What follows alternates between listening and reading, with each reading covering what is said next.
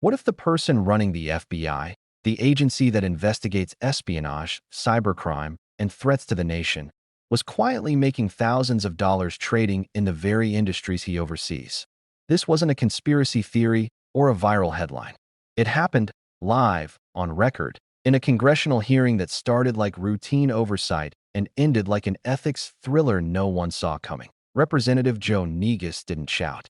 He didn't grandstand.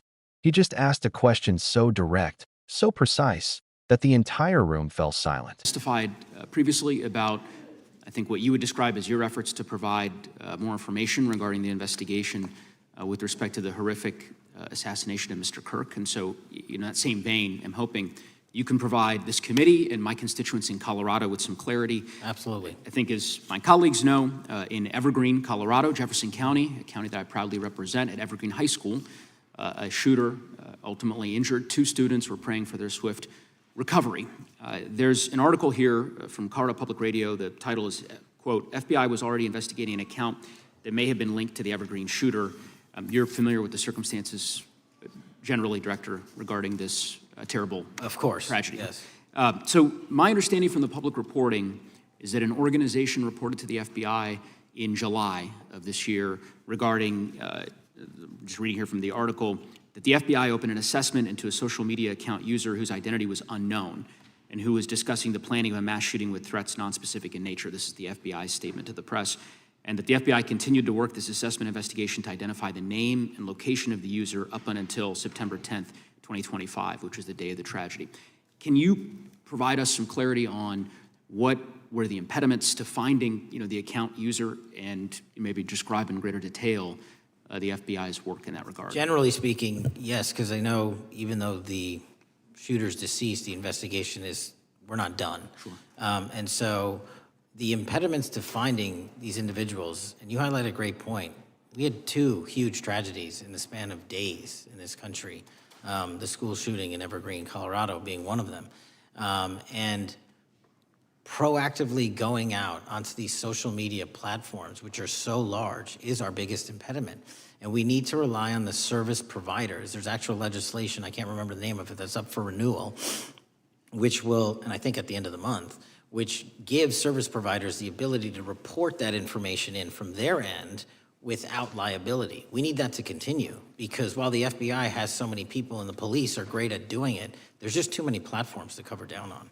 Well, I appreciate that, Director Patel, and I think I'm interested in continuing this conversation, because I think the reporting suggests that there's a pattern, and that ultimately, we want to make sure that law enforcement is able to prevent this kind of tragedy from happening in the future. I have a question. It's not meant as a gotcha question, so it just frame it there. But it is in regards to some reporting around a periodic transaction report that you had filed earlier, this year. So this is in July, pursuant to the ethical obligations as a senior executive official. You remember filing that in July? Yes. Yeah. So in that report, as best as I can surmise, you disclosed that you divested $100,000 or more in a variety of different stocks, right, which I presume was pursuant to the ethics agreement that you negotiated with the Department of Justice. In that same report, there's a disclosure regarding purchases of 2 different transactions. So between $15,000 to $50,000 in a national coffee house chain, and between $50,000 to $100,000 in a semiconductor company on May 9th and May 12th. Are those transactions that you're doing personally, or are these through a stockbroker, or are these transactions that you're handling yourself? So how they happen is I submit proposals under DOJ guidance to say, hey, I would like to trade this or that, and they run their review, and the FBI runs a review, and then they come back and say yes or no, and then I make the transaction. Is there a reason that you decided to make the purchases into those 2 companies? Generally speaking, before I got this job, I was, trading stocks, but not a lot, like most people, and I just follow certain industries, and I thought they would be a good investment. So the reason why I ask, right, because you had divested in other companies, and I presume that wasn't because there were actual conflicts. It's just that you wanted to avoid an appearance of impropriety. It was both. Both, but not all of the companies were conflicts. Whatever, they you make the divested call. from. I don't make the call, they make the call. Sure. Yeah. I guess my point would be, the reason why I ask is, why I said it's not a gotcha question, I have for years led an effort here in Congress to try to ban members of Congress, senior executive officials, from trading stocks. And it's bipartisan in nature. We're working really hard to get that done, Republicans and Democrats. And you can understand, I think, given your role, given the nature of the position that you hold as the leader of the largest law enforcement agency in our country, that divesting entirely, not doing day trading now, I think would be something that would be in the interest of the American people. So I just would hope you would consider that, and that moving forward, that perhaps not purchasing stocks in individual companies, I would think would be something that would be worth pursuing. Gentleman's time is... I'm happy to give the witness an opportunity to answer. Thank you. I'll work with you on it. Gentleman from... It wasn't about politics. It was about trust. And the man sitting in the hot seat, FBI Director Kash Patel, looked like he didn't expect anyone to notice. See, Neguse wasn't trying to catch him off guard. He even said, "This isn't a gotcha question." But when you ask the head of the FBI why he's buying up to $100,000 in semiconductor stocks while managing national security briefings about that very industry, there's really only one way the public hears it. Something doesn't add up, because when power meets profit behind closed doors, it's not just about legality. It's about integrity. And Patel's answer: calm, rehearsed, and strangely ordinary. He said he followed Department of Justice guidance, that he submits trade proposals for approval, that he's, like most people, trading stocks in industries he follows. But that's exactly what made it worse. Like most people doesn't work when you have access to intelligence briefings, classified market information, and the power to influence investigations that can shake global markets. This wasn't an average man trying to grow his savings. This was the FBI director, managing national security and semiconductor policy, buying stocks that could rise or fall based on the very information he sees daily. And the timing. Early May, right as the U.S. was doubling down on semiconductor supply chain oversight, export controls, and foreign influence monitoring. The same month Patel was briefed on national security threats linked to those technologies. You don't have to accuse him of insider trading to see the problem. The conflict of interest is baked into the situation itself. When the person who enforces the law can benefit from knowing what's coming next, every decision starts to look tainted, even if it isn't. And that's what Neguse was really getting at. He didn't need to say conflict of interest. He didn't have to accuse Patel of anything. All he had to do was lay out the facts. A $50,000 to $100,000 bet in a key tech sector, approved through internal review by the head of an agency tasked with protecting that same sector from espionage and corruption. Because when the FBI director plays the market, the entire system shakes. The semiconductor industry isn't just another business. It's the backbone of modern life.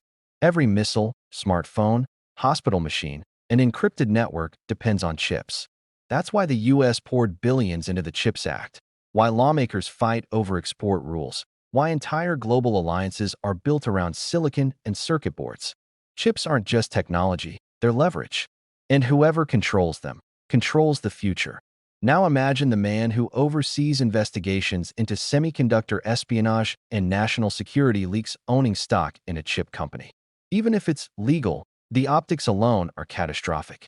It's like the referee betting on the game he's officiating. Because in government, appearance matters almost as much as action.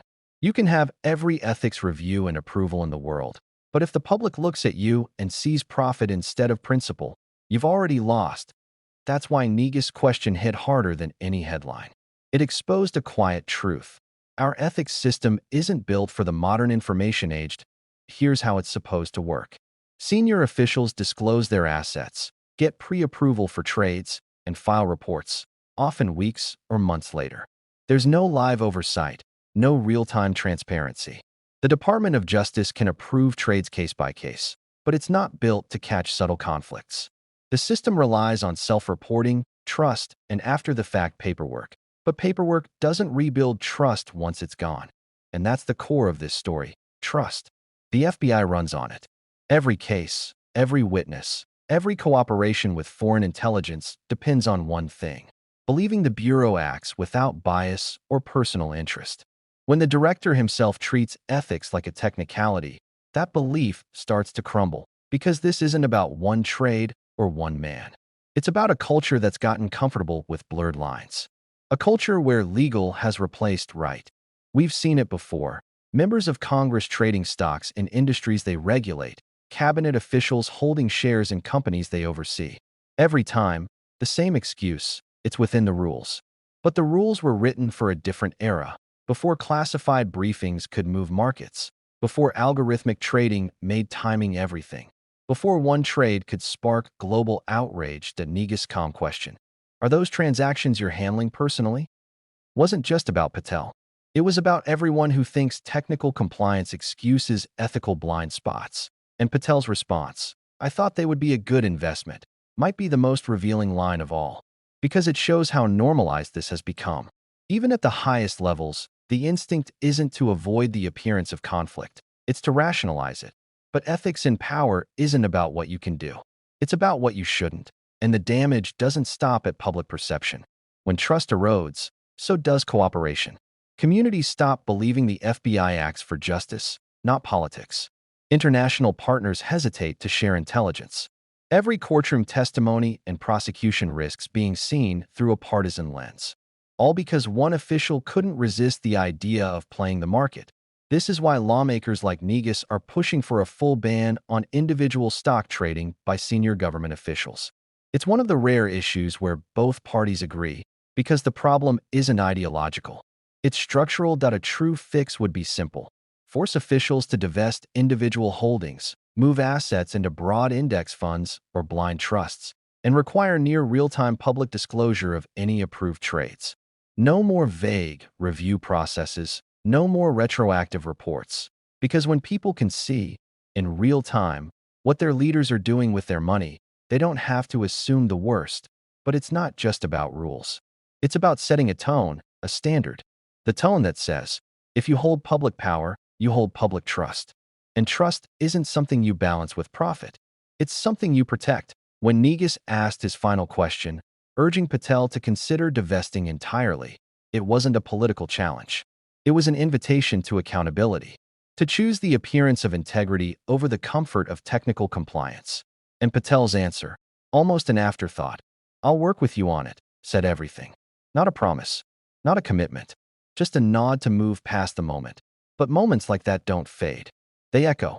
Because every time a leader shrugs off accountability, another layer of public faith peels away. And the public is paying attention. That they've seen too many headlines, insider trades, ethics loopholes, pre-approved conflicts, to believe anymore that this is just bureaucracy. It's a pattern. A slow erosion of the wall that's supposed to separate public duty from private gain. And if the director of the FBI isn't held to a higher standard, who is? This story isn't about left or right. It's about the foundation beneath all of it. Faith that the people enforcing the law aren't also bending it for themselves. Because when that faith cracks, democracy doesn't fall in an explosion. It collapses quietly, one trade, one approval, one shrug at a time. Neguse's quiet persistence was a reminder that oversight still matters.